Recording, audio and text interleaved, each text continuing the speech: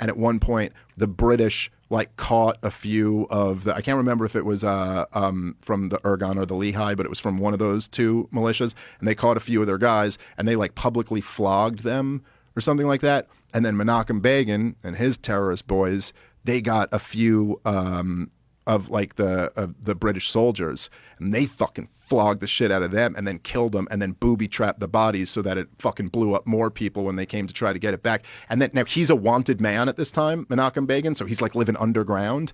And so he did like a radio address.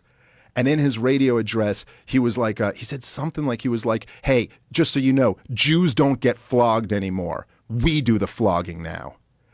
And look, this guy was a bad guy. He was a fucking terrorist. But there is something so badass about that there is a part of you that's just like, whoo, like you can kind of understand a people going through this fucking collective struggle and then getting to a point where they're like, we will be the ones inflicting struggle from now on, not the ones receiving it. Right. And look, I still come out on the side that I think Israel's treatment of the Palestinians is horrible and inexcusable, and I favor a two-state solution. I think America should stop funding Israel.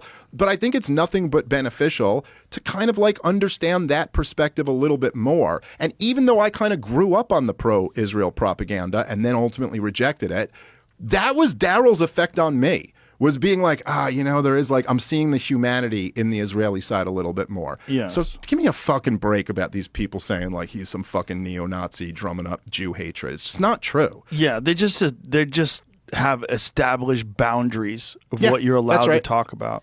Yeah, that's exactly right. Yeah. And there's narratives that can't be breached. You have to follow it to a T, and that's it.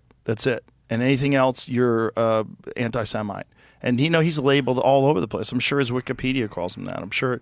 Yeah. I mean, it's just there's so many people that have really irresponsibly done that and defamed him, and it's fucked up. But ultimately, it doesn't work. It just makes him bigger. I 100% agree. And then I also think that it's almost like it's very obvious. I think if you're looking at it with clear eyes, that it's like, look, I'm Jewish, and I don't wish to see a rise in people hating Jewish people. Like that, obviously, I'd be opposed to that. But if you're gonna say that anybody who criticizes the government of Israel or anybody who criticizes the Israeli lobby and the unbelievable influence that has over our government, and you're gonna label all of them as anti-Semites, like. All right, I would think that it would be wiser to at least be thankful that there are people who are not Jew haters who are pointing this out, rather than just leaving it to all the Jew haters to be the only ones who are pointing this out. Like, it's like you think Daryl Cooper is like, okay, like what's your goal here? To shut him down? Who do you think's going to replace him? You better hope that they're going to be as thoughtful and responsible as he is. Right. And they probably won't be, because not too many people are. But that's how it always is, right? I mean, this is the problem with suppression. The problem. It's essentially a version of the same problem of creating terrorists. You attack because you think you're going to stop the terrorism. You just create more terrorism. Yep. You think you're going to stop people from expanding the narrative and talking outside of these borders that you've clearly established for how people are able to discuss certain sensitive topics. No, you're not. You're not going to do that. You're just going to make people realize that there's a third rail, and they don't understand why there's a third rail. And then they start looking into it, and they go, oh, how much influence does Israel have on our country? And then they start asking those kind of questions. And this gives way to the rise of anti-Semitism. I think suppression of people's ability to talk about very polarizing topics like Gaza, suppression of that is a cause of anti-Semitism, because people start thinking, like, is there some sort of grand plan to control us and keep me from being able to talk about something that clearly is in the news every day? It seems like a big issue. Yeah. Well, there's also like to the thing, literally, this is my origin story of being the guy that I am now, being obsessed with all this stuff, was seeing Ron Paul versus Rudy Giuliani in 2007 at the Republican primary debate.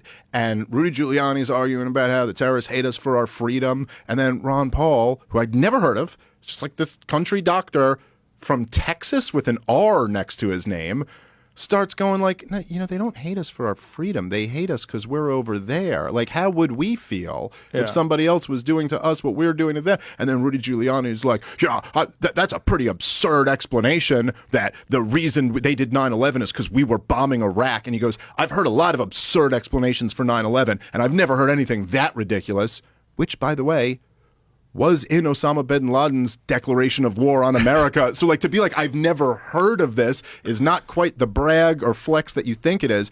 And then Ron Paul just fucking schooled him and was like, you know, he was like, you know who came up with the term blowback? The CIA, because it's a real thing. Yeah. There is blowback. And if we think we can go around the world and do whatever we want to people, and that's not going to incite hatred, we do that at our own peril. Like, let's be honest. But for whatever reason, for me, it was always kind of just easy to connect that.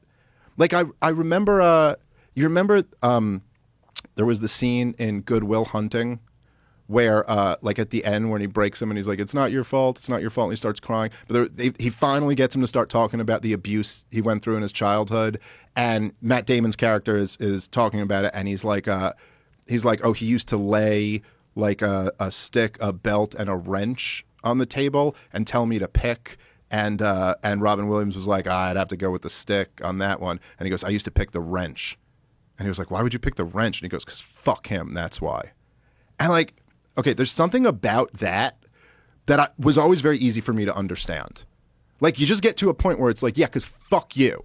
It's like, why would some Palestinian who's, let's say there's an Israeli who kicks him out of his house that his grandfather built, that his family's been living in for 100 years. And now that Israeli guy is living in his house. And you're watching from like a refugee camp, this guy live in your house. And as Daryl says in the series, he goes, now you have no means by which to give that house back to your grandmother. But you could burn that house to the fucking ground. And like, it's easy to look there and go, but why would you do that? That's irrational. And it's like, no, not really. It's really not. Because it's picking the wrench. It's going, because fuck you. You know what I mean? Right. And there, like all of these things, there's always like reactionary movements. And like, so again, like this, it's say, okay, yes, you're going to sit here and for fucking 15 years tell young white men that they're toxic and they're the problem and their masculinity is inherently wrong. What do you think's going to come out of that? And then like the same people are like, where did this Andrew Tate guy pop up from? And you're like, you made him. You made him. If you wanted to make him, you couldn't have done a better job. Look, that's the whole fucking story of the Nazis to begin with, that we imposed the Treaty of Versailles and insisted on internationally humiliating these people and crushing them. And then fuck, where'd these Nazis come from? It has a reaction to that, obviously. Yeah. Yeah. And we never learn. That's what's